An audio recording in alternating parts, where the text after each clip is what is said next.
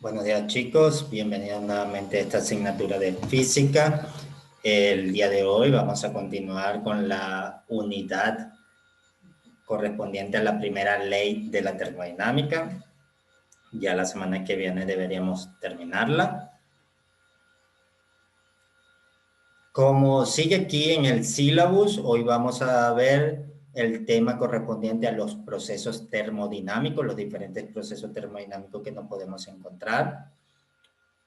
Y para esto vamos a resolver ejercicios sobre procesos termodinámicos. Ya yo le he dejado toda la teoría correspondiente, tanto en recursos audiovisuales como en archivos PDF.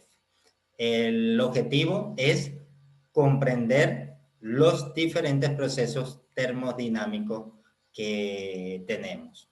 ¿Sí? Comprender qué son, cuál es su característica y cómo influye en un sistema termodinámico. Como un breve resumen básicamente de lo que son los procesos termodinámicos, porque ya ustedes han visto la teoría.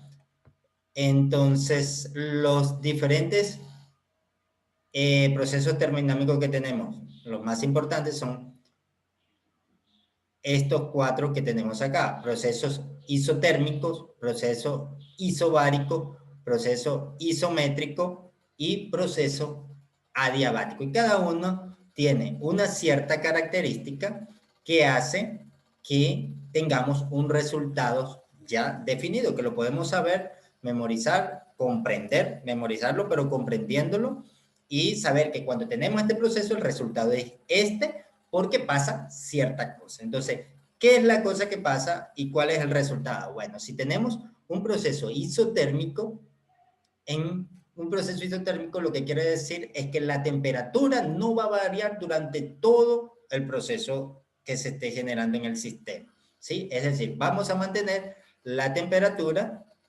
constante, ¿sí? La temperatura constante en el proceso isotérmico. Entonces, ¿qué quiere decir eso? Si la temperatura permanece constante, no va a haber cambio en la energía interna del sistema, ¿sí? Cuando vemos el cambio en la energía, no va a haber, ¿por qué? Porque no ha variado la temperatura. En el proceso isobárico es el proceso en el cual la presión nunca cambia. Es decir, vamos a tener presión constante. Eso quiere decir que el trabajo, si la presión es constante, entonces el trabajo simplemente va a estar definido como la presión multiplicado por el cambio en el volumen que se produzca, sea que se expanda o sea que se comprima, pero va a ser trabajo igual a presión por el cambio en el volumen. Tenemos el proceso isométrico en el cual el volumen es el que permanece constante. Entonces, ¿qué pasa si el volumen permanece constante? Si el volumen permanece constante, entonces no hay un desplazamiento que se genere en el sistema, ¿sí? Y al no haber ese desplazamiento por el cambio en el volumen, recuerden que cuando tenemos, por ejemplo, un cilindro con un pistón, si el volumen aumenta o se comprime, ese pistón va a subir o bajar, va a haber un desplazamiento allí. Entonces, si no existe ese desplazamiento, si no existe ese cambio en el volumen, cuando vemos la definición del trabajo, que es P por el cambio en el volumen, si el volumen final es igual al volumen inicial, entonces el cambio en el volumen es igual a cero, por ende, el trabajo va a ser igual a cero. Entonces, siempre en un proceso isométrico, el volumen permanece constante y como resultado tenemos que el trabajo es cero. Ya lo podemos decir así enseguida, ¿sí? Si tenemos un proceso donde el volumen permanece constante y se nos pregunta cuánto es el trabajo, podemos decir directamente que el trabajo es cero. ¿Por qué? Porque es un proceso isométrico, no cambia el volumen permanece constante, entonces el cambio en el volumen va a ser igual a cero. Y en el proceso adiabático tenemos que no va a haber transferencia de energía hacia o desde el sistema. Entonces, esos son básicamente los procesos termodinámicos que tenemos. Entonces, ¿cómo lo podemos usar? ¿Cómo lo podemos emplear? Eso vamos a ver a continuación con estos ejercicios. Voy a cortar la cámara para que se vea mejor la pantalla. Ok, tenemos este primer problema acá que nos dice, un gas ideal se encierra en un cilindro con un pistón móvil encima de él. El pistón tiene una masa de 8.000 gramos y un área de 5 centímetros al cuadrado. Y tiene libertad de deslizarse hacia arriba y hacia abajo, lo que mantiene constante la presión del gas. Nos pregunta, ¿cuánto trabajo se consume en el gas a medida que la temperatura de 0.2 moles del gas se elevan de 20 grados a 300 grados? Entonces, ¿qué vemos acá? Tenemos un proceso en el cual nos dicen que la presión del gas permanece constante, ¿sí? Cuando vemos la temperatura, vemos que la temperatura no permanece constante y vemos que el pistón tiene libertad de moverse. ¿Qué quiere decir que tenga libertad de moverse? Que se puede expandir o se puede comprimir, ¿sí? Entonces, si se expande o se comprime, quiere decir que el volumen también puede variar. Entonces, varía el volumen, varía la temperatura, pero nos dice que precisamente ese volumen varía cuando varíe la temperatura, de forma tal que la presión se mantiene constante. Entonces, si la presión se mantiene constante, estamos en el caso de un proceso isobárico, un proceso a presión constante. Entonces, ya sabemos que para un proceso isobárico, el trabajo lo podemos calcular como menos la presión por el cambio en el volumen. Ahora,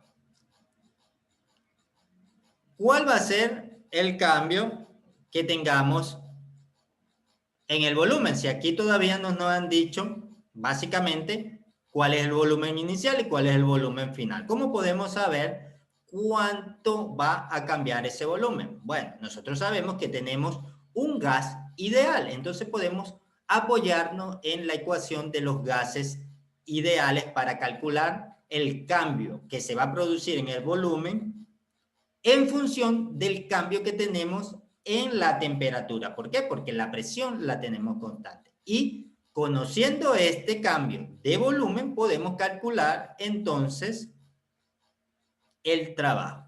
Entonces, ¿qué hacemos? Nos apoyamos, como les dije, en la ley de los gases ideales, que nos dice que la presión por el volumen va a ser igual al número de moles por la constante de los gases ideales por la temperatura. De acá despejamos el volumen, que va a ser igual a el número de moles por la constante de los gases ideales por la temperatura. Perdón, aquí le puse un delta. Listo. Volumen igual al número de moles por la constante de los gases ideales por la temperatura dividida para la presión. Pero si vemos, aquí nosotros tenemos volumen y aquí tenemos diferencial de volumen, ¿sí? Un delta de volumen, perdón, no un diferencial. Un cambio en el volumen. Entonces, ese cambio en el volumen se produce con el cambio en la temperatura. Entonces, simplemente si nosotros queremos acá el cambio en el volumen va a venir relacionado al cambio en la temperatura. Entonces, simplemente escribimos delta del volumen, ¿sí? Que el volumen va a cambiar cuando la temperatura cambie, ¿sí? Porque el número de moles es una constante, la constante de los gases, obviamente una constante, y la presión nos dice que se mantiene constante durante el proceso.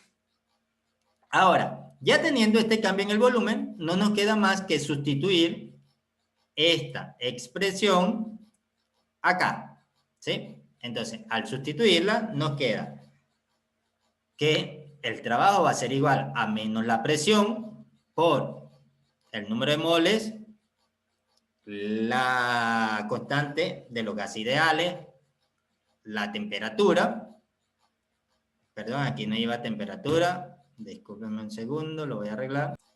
Listo, chicos, aquí tenía una temperatura más. Entonces nos queda NR por delta T, que delta T lo escribimos como temperatura final menos temperatura inicial.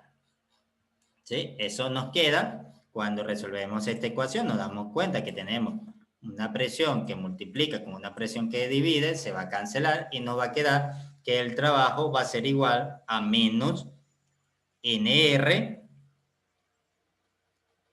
por el cambio en la temperatura. ¿Sí? Cuando sustituimos, nos queda 0.2 moles del gas por la constante de resorte. Aquí me faltó una unidad, disculpen, me faltó varias. Entonces sustituimos los valores de cada variable, los 0.2 moles del gas, la constante de los gases ideales y el cambio en la temperatura. Observen algo. Esto lo vimos en la primera unidad. Acá yo estoy colocando 280 kelvins, que si hacemos el cambio en la temperatura, que es temperatura final, 300 menos temperatura inicial, 200, es 20, es 300 menos 20, 280, lo que tenemos acá. Pero nosotros aquí tenemos temperatura en Celsius, y aquí estoy poniendo Kelvin. ¿Por qué hago ese cambio y no coloco Celsius? ¿O por qué no hago primero toda la transformación a Kelvin y luego hago la resta de la temperatura final en Kelvin menos la temperatura inicial en Kelvin?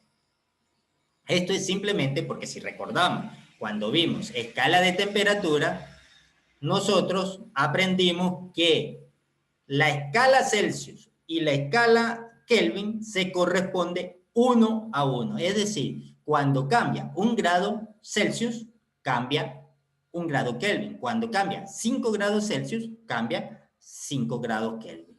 Entonces, cuando cambian 280 grados Celsius, cambian 280 grados Kelvin. Entonces, por eso es que este cambio en temperatura va a ser exactamente el mismo si lo hago en Celsius que si lo hago en Kelvin. El numerito va a ser lo mismo. ¿Por qué? Porque es un cambio 1 a 1. Ustedes, como ejercicio, lo pueden hacer en su casa, transformen los 20 grados Celsius a Kelvins, los 300 grados Celsius a Kelvins y luego hacen la resta, temperatura final menos temperatura en Kelvin final menos temperatura en Kelvin inicial y se darán cuenta que da 280 Kelvin, lo que tenemos acá. Entonces, básicamente acá cancelamos unidades, mol se cancela con mol, este que divide se cancela con este Kelvin que multiplica y nos queda solamente Joule, que es la unidad de trabajo. Y esto nos da un trabajo de menos 466 joules, ¿sí? Menos 466 joules de trabajo. Entonces, si analizamos este resultado, vemos que nos da un trabajo negativo. Esto quiere decir que se está expandiendo, ¿sí? Recuerden que el trabajo negativo es que se expande, el trabajo positivo es que se comprime. Y es completamente lógico porque cuando aumenta la temperatura, el gas va a tener mayor energía, ¿sí? Y es quien realiza trabajo para poderse expandir.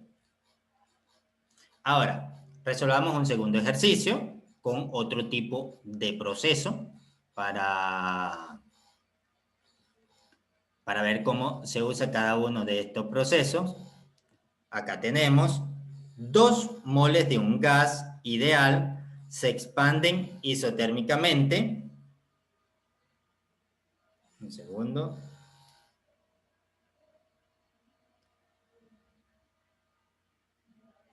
Disculpen, chicos, me llegó un mensaje.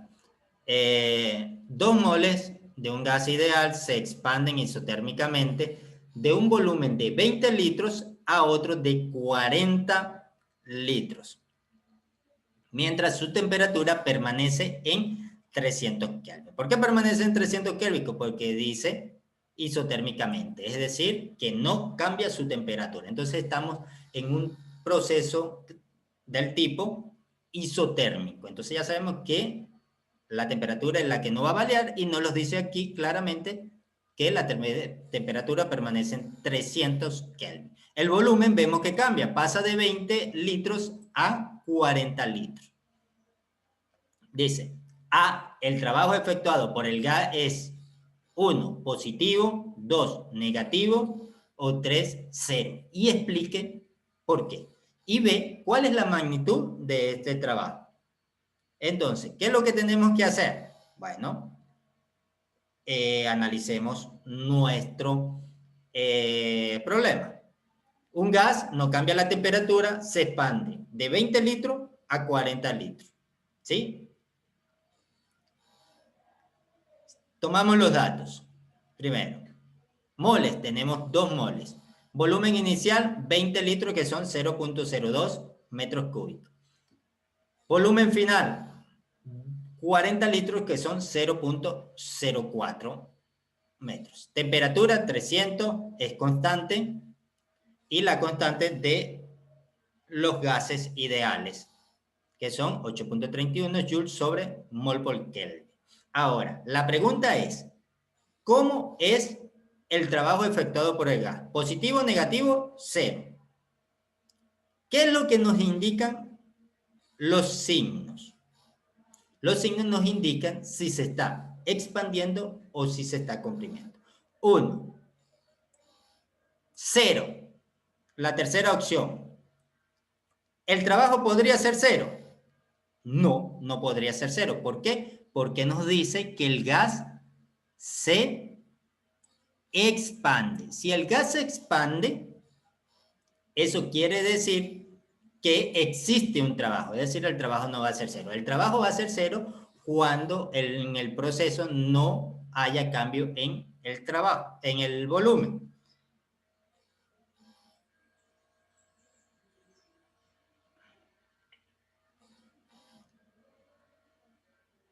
Ahora, bueno, ahí está la pregunta. Entonces, ya vimos que es 0, una respuesta incorrecta porque sí existe trabajo. Y ahora, ¿positivo o negativo? ¿Sí? ¿Qué nos dice el signo?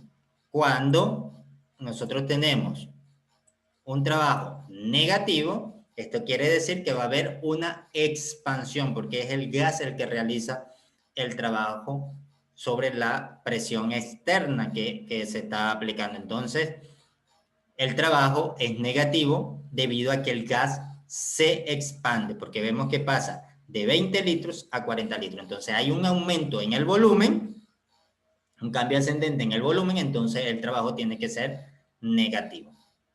Entonces, el trabajo isotérmico es igual a menos la integral desde un volumen inicial hasta un volumen final de la presión por el cambio en el volumen. La presión, no nos hablan aquí nada acerca de la presión, entonces ¿cómo podemos calcular la presión? Simplemente nos apoyamos en nuestra ley de los gases ideales, donde sabemos que P por B es igual a nRT, despejamos P, que nos queda nRT sobre el volumen, y eso lo sustituimos en nuestra ecuación. Todo esto lo sustituimos acá. Entonces, al sustituirlo nos queda menos la integral de el volumen inicial hasta el volumen final de nR T, ahí no es delta T, disculpen, lo voy a acomodar acá mismo, sin cortar, porque es rapidito, nRT,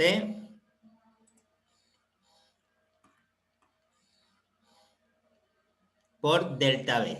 Nr y T son constantes, número de moles, constante de los gases ideales, y la temperatura, estamos en un proceso isotérmico, no cambia, es constante. Todo eso puede salir de la integral y queda la integral de el diferencial del volumen sobre el volumen. Esto es el logaritmo neperiano de el volumen final menos el logaritmo neperiano del volumen inicial.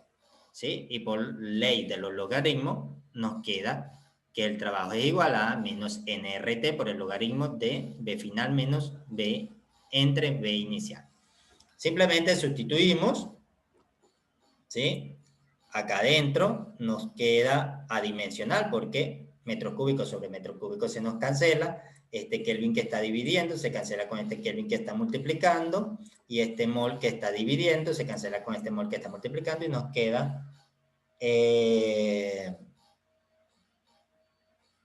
queda simplemente unidades de trabajo.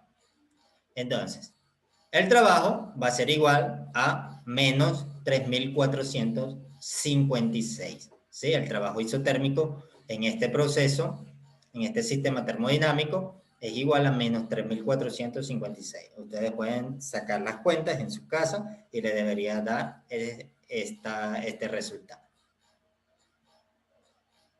Ahora, tenemos otro problema donde existen varios procesos al mismo tiempo y viene dado por esta gráfica. Entonces dice, una cantidad fija de gas experimenta los cambios reversibles ilustrados en el diagrama P por B de la figura que se muestra. ¿Cuánto trabajo se efectúa en cada proceso? Vean, acá tenemos un proceso de 1 a 2, un proceso de 2 a 3, un proceso de 3 a 4 y un proceso de 4 a 5. Son 1, 2, 3, 4 procesos que se dan. Entonces, tenemos una gráfica presión en función de el volumen. Entonces, de acuerdo a cómo se comporta el sistema, nosotros podemos en cada proceso ver qué tipo de proceso es. Entonces, cuando vemos el proceso de 1 a 2, vemos que comienza con un volumen inicial de 0.25 hasta un volumen final de 0.50. ¿Sí? Entonces, no, perdón, 0.50 es la presión. Comienza con un volumen inicial de 0.25 y termina con un volumen inicial de 0.25 metros cúbicos. Es decir, que el volumen no cambia. ¿Sí? El volumen no cambia. Si el volumen no cambia, estamos en un proceso, perdón, isométrico. Entonces, de 1 a 2, el proceso es isométrico. El volumen permanece constante a 0.25, aunque cambie la presión, porque tenemos una presión inicial de 0.25 por 10 a la 5 pascal y una presión final de 0.50 por 10 a la 5 pascal. Entonces,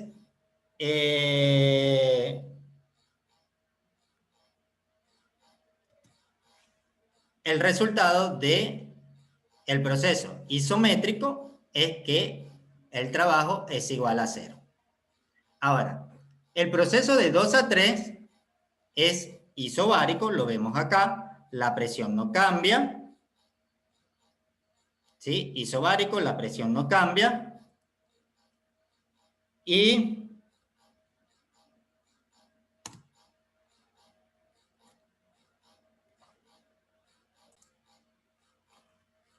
perdón, chicos, se me cortó esto. La presión no cambia, el volumen sí cambia. Entonces podemos nosotros sacar nuestro trabajo, ¿sí? La integral, como la presión no cambia, el trabajo va a ser igual a la presión por el cambio en el volumen. Y al resolver, sustituyendo el valor de la presión y del volumen, nos queda que el trabajo es igual a 25.000 joules. ¿Sí? Entonces, en esta parte del proceso, el trabajo es 25.000 joules. Ahora, vamos para el proceso desde el punto 3 hasta el punto 4. El proceso es isométrico, ¿sí? Si es isométrico, ya sabemos directamente que el trabajo es 0 y nos están preguntando cuánto es el trabajo que se efectúa en cada proceso. Como es isométrico, es 0. Y para el proceso de 4 a 5, nuevamente es isobárico, la presión es constante a un 1 por 10 a la 5 pascal, y el volumen cambia de 0.75 metros cúbicos a 1 metro cúbico. Realizamos nuestro proceso, el trabajo es igual a P por delta B, ¿sí? Falta un signo menos, que se lo voy a colocar. Y, perdón, aquí faltó un menos.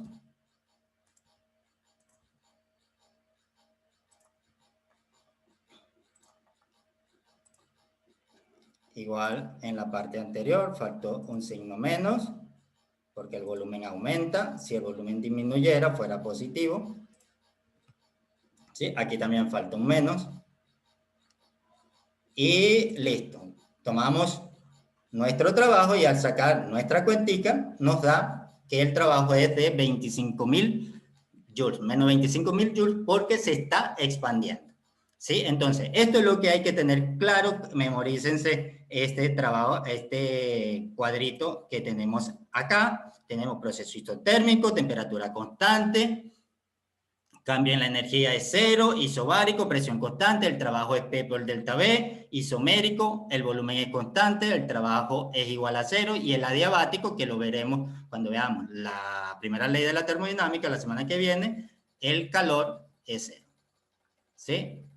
Bueno, chicos, espero que les sirva. Me despido de ustedes, no sin antes recordarles que me encuentro a su completa disposición para aclarar cualquier duda. Solo tienen que agendar una tutoría y les aclaro con todo el gusto cualquier duda que ustedes tengan.